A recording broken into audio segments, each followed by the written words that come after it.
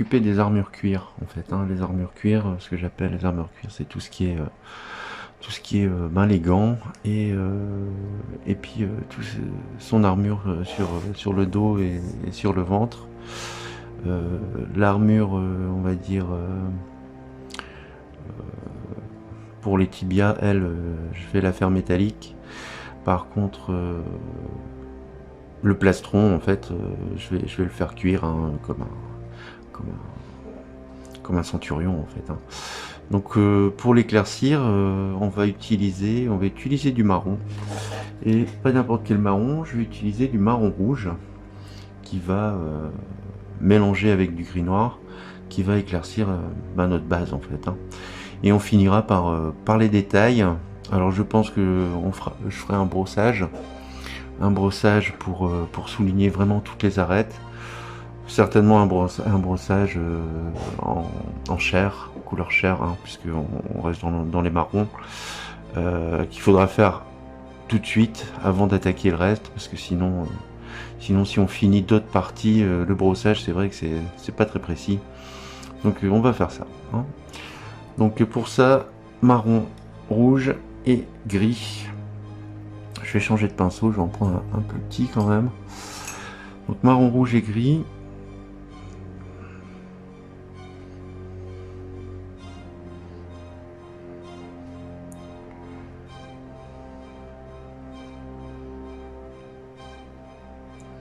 Ça va nous permettre d'éclaircir les... On va utiliser la même couleur en fait. Ça va nous permettre d'éclaircir les armures cuir et les gants, parce que les gants sont en cuir. Et également assombrir arc, flèche et sac d'arc et flèche. Vous voyez là, j'étais trop clair. Si on est trop clair, après ça rend pas terrible. Voilà, là on est bien. Ça va être juste une nuance.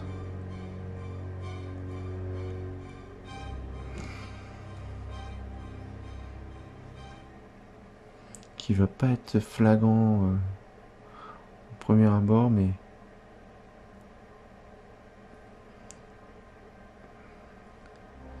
vous voyez, je peux vraiment assombrir la lance dans les parties sombres. Et comme c'est du bois, on fait quelques endroits plus sombres, hein. On va pas faire le veinage, faut pas déconner, mais au moins on a un effet bois. Pareil, on viendra faire un petit éclairci pour... Et encore peut-être pas, parce que c'est quand même du bois de gobelin.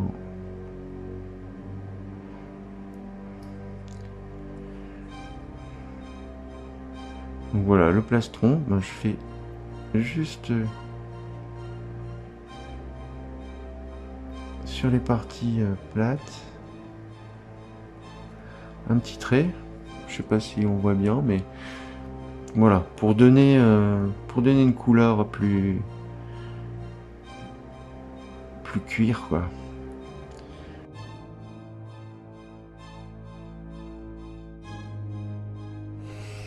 Bon voilà, maintenant on va faire le brossage justement de cette armure cuir, hein.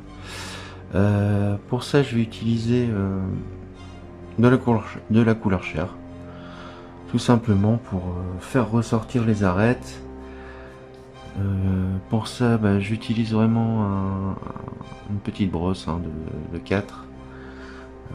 C'est peut-être un peu gros, mais j'en ai pas d'autres.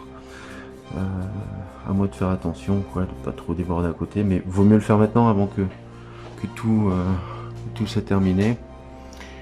Et au moins si on déborde, c'est pas grave, de toute façon on va peindre au-dessus, au niveau du rouge justement, et les cheveux aussi, ça peut gêner, mais vous voyez, j'y vais vraiment tout doucement, juste les arêtes de l'armure.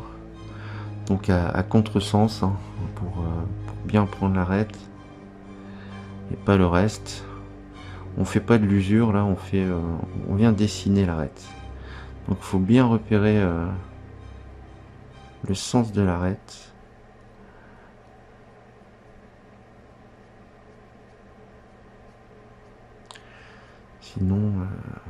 Sinon ça va pas aller, on va faire de l'usure et c'est pas ce qu'on veut. Ce qu'on veut c'est délimiter justement, vous voyez, même les attaches de guêtre. Faut aller vraiment dans le sens des arêtes. Et pour celui-ci c'est tout. On peut même faire un petit peu sur le bois. Ça fait pas de mal, ça donne une nuance. Voilà, c'est tout.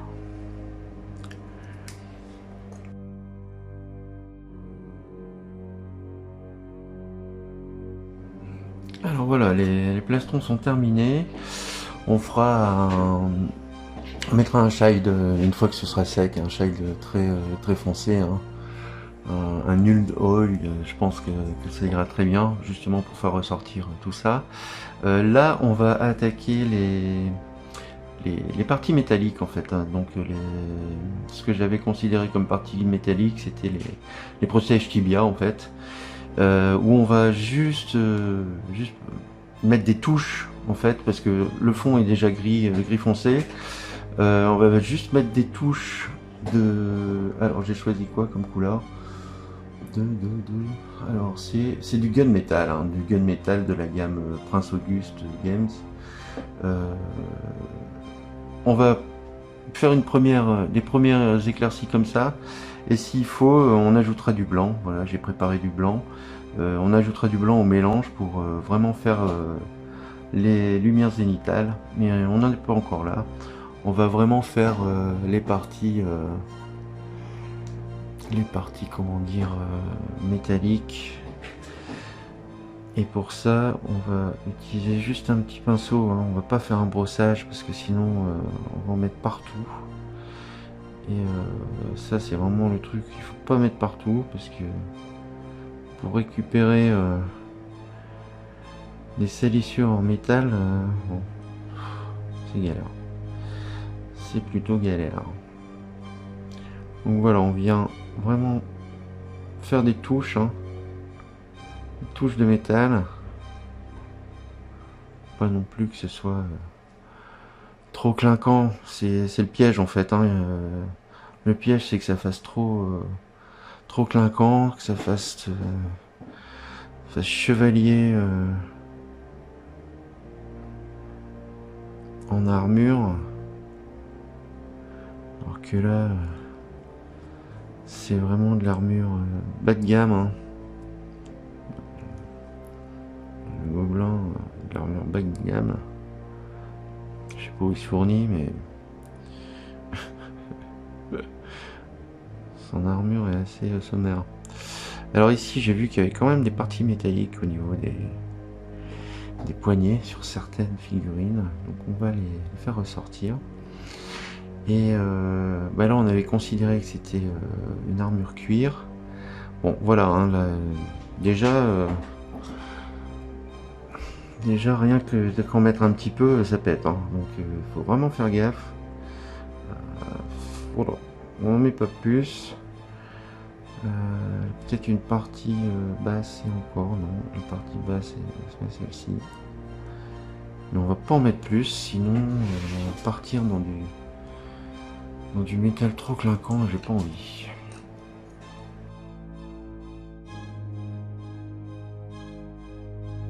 Le vêtement rouge, on va l'attaquer. En fait, on a deux solutions pour éclaircir le rouge. C'est soit de mettre du jaune, et à ce moment-là, on va avoir un rouge orangé. Mais ça, c'est très bien pour des beaux tissus, enfin pour quelque chose de valeur. On a une autre solution, c'est d'ajouter du blanc avec parcimonie, parce que ça va faire rose, mais très rose. Mais pour faire un rouge délavé, il n'y a pas mieux que le rose, hein. Tout le monde a eu des t-shirts, des pantalons rouges qui ont fini rose, hein, forcément. Puisqu'une fois qu'il est délavé, malheureusement il devient rose. Donc on va repartir sur la teinte de base rouge qui était du rouge. Alors du rouge nécrose. Alors attention, le rouge nécrose. Et on va mettre un peu. Bon, vous voyez, j'ai déjà fait un essai, hein, donc qui était c'était trop rose en fait. Hein. Mon départ était trop rose. Donc c'est pour ça que je dis il faut vraiment mettre un peu de blanc. Sinon on part tout de suite sur quelque chose de très rose.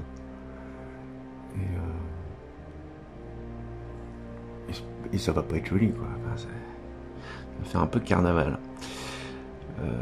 Alors si on repart, voilà. Donc là on est sur une teinte plus claire, un rouge plus clair, qui est rose mais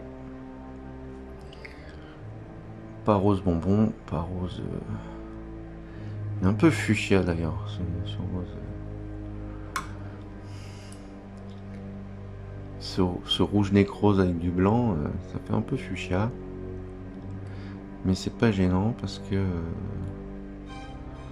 ça fait quand même bien un rouge délavé.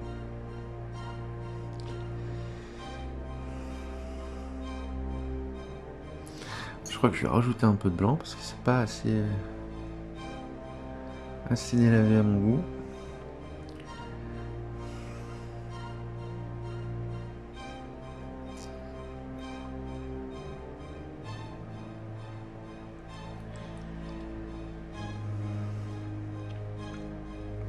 Enfin, attention, pas trop non plus. Pas trop délavé.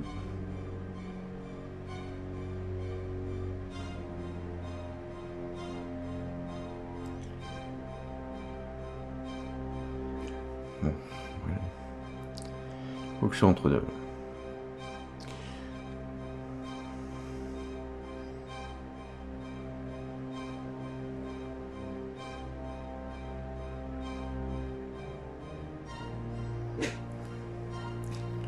Voilà.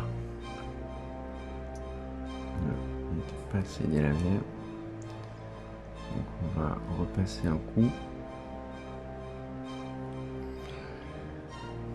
Jamais hésiter à faire un essai, hein. Puis parfois sur la palette ça donne une couleur et quand on l'applique sur la figurine on a quelque chose de différent.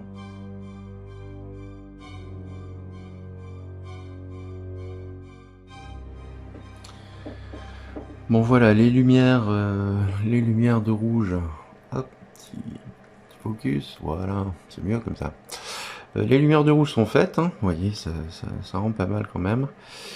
Il suffira juste un petit assombrissement et puis ça ira très bien. On va s'occuper de tout ce qui est ombre, justement, de l'armure et des guêtres et des gants aussi. Alors pour ça, je vais utiliser un shade. Ça va être celui-ci. Donc de toute façon, vous l'avez en photo juste là. C'est un Nuln Oil. Un Nuln Oil. Bon, le truc imprononçable, hein, forcément. Et ça va bien faire le contraste. Ça va bien faire. Alors, vous voyez, ça fait gling gling, c'est parce qu'en fait je mets des petites billes dans tous mes tubes pour bien mélanger, comme ça mélange super bien en fait, comme une bombe de peinture en fait.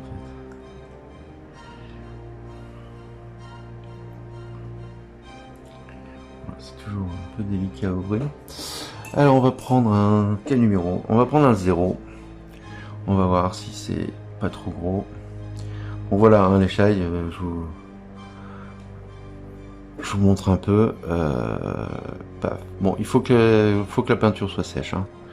Sinon ça peut quand même altérer les couleurs. Mais bon, voilà, on passe. C'est pas super compliqué, et puis on a tout de suite le rendu.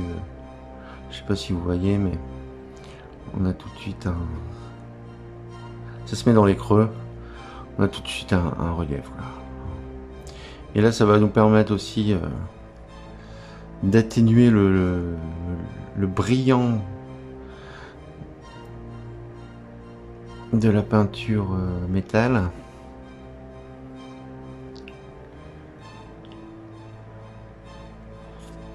Ça va nous arranger parce que c'est un peu clinquant là. J'aime pas trop quand ça pète comme ça. Ouais, les cheveux on n'a pas encore fait, on fera après. Bon voilà, l'armure.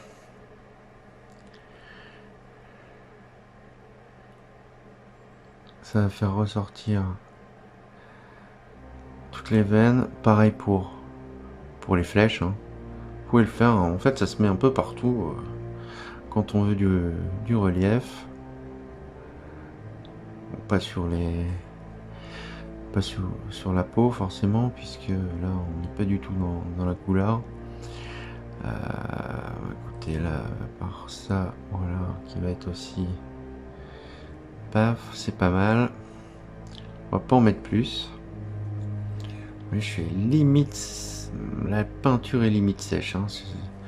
Faudrait encore attendre un peu. Mais ça ira quand même. Ça ira quand même.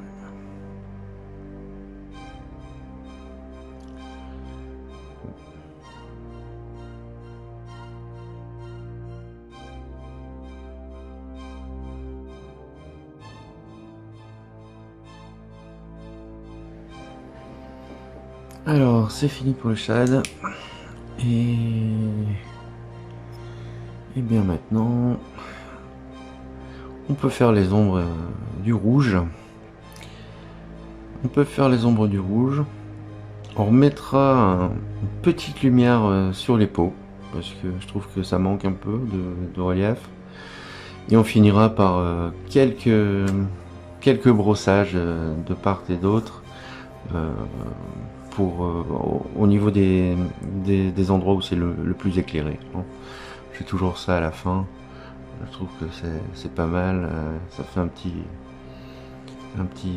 relief en plus. Allez, on va... Alors pour faire justement cette ombre, eh ben j'ai un Rhinox Hide de chez Citadel que je vais essayer. On va l'essayer. Je vous avoue que j'ai jamais essayé. C'est un marron très foncé. Bon, si ça va pas, au pire j'ai du marron rouge, ce qui est le plus, on va dire, logique en général, ce qu'on utilise. Bon, par contre là c'est une base. On va voir un peu si c'est pas trop épais. C'est foncé quand même. Hein. C'est foncé. C'est un peu épais aussi. On va le diluer un peu à l'eau.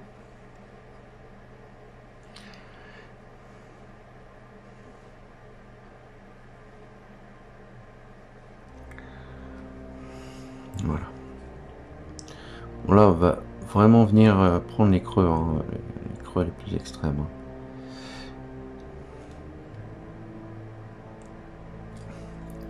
Et même le dessous, hein, le dessous du bras, il va être carrément à l'ombre, donc on peut carrément tout peindre de cette couleur-là en dessous du bras, parce que de toute façon c'est une ombre.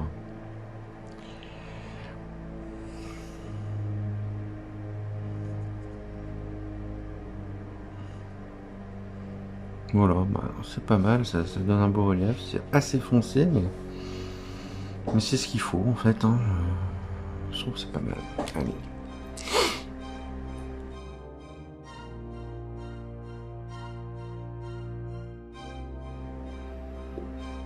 Alors on va faire les cheveux. Les cheveux, on va faire un brossage hein, pour les cheveux. Parce que ça suffira à faire un brossage. Oui, ça suffira de faire un brossage. Bon, les cheveux, ils sont pas super détaillés. On va quand même essayer de faire un brossage. Alors un brossage très clair, hein. On va faire... je voulais mettre un bleu, noir-bleu, mais ça va pas ressortir. On va mettre un blanc et on va mettre une pointe de bleu pour voir hein, ce que ça donne. Si vraiment c'est violent, on arrête, mais je pense que ça peut aller. Allez, alors, prendre l'ivoire os déjà. On va pas prendre du blanc pur. Et on va mettre vraiment une touche de blue. Ça va vraiment être une touche. Allez, je prends une pointe. Beaucoup là. Voilà.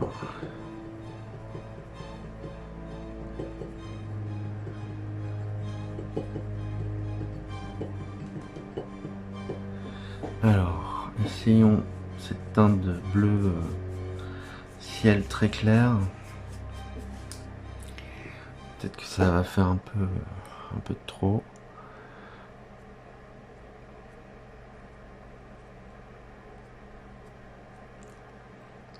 Pas trop d'accès pour faire un brossage par contre. Ça va être un peu pénible. Sur certains ça pourrait aller, mais sur d'autres ça va être compliqué.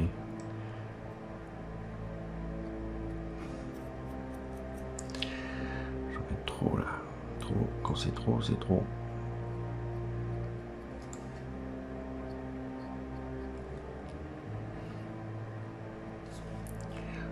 Faudra que je passe un shade derrière. Parce que, mais ce bleu est pas mal en fait. Hein. C'est dommage qu'on n'ait pas l'aisance. J'aurais dû le faire avant. J'ai été bête. Et puis on fera un shade derrière. Je pense que pour celui-là ça devrait aller mieux puisque tout est dégagé.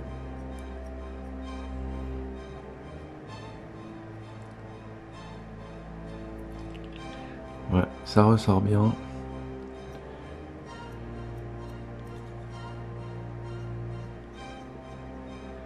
Et c'est pas trop bleu justement. C'est parce qu'on le sait, sinon... Voilà, ça décrit bien la chevelure. Voilà pour cette deuxième vidéo sur les gobelins de la Moria. J'espère que tu as appris des choses. Hein. C'est le but. Tu vois, je vais quand même à l'essentiel. Hein. C'est quand même des petites figurines, donc on va pas partir dans des 3 éclaircissements plus 2 ou 3, allez deux ombres. Enfin, ça, on va réserver ça aux figurines un peu plus grandes. Hein. Là on est sur de la figurine de jeu. L'essentiel c'est qu'on voit bien tous les reliefs, toutes les marques d'armure ou d'habits de figurines. Les couleurs de peau aussi sont importantes hein, pour repérer aussi quelle armée ça peut être. Donc voilà, j'espère que ça t'a plu. Ben, comme d'habitude, si ça t'a plu, ben, tu pousses. Tu peux mettre des commentaires, tu peux aller sur mon blog atelierfigurine.com, il y a toujours le petit fascicule pour bien choisir tes premières figurines. Et bien à la prochaine les gars.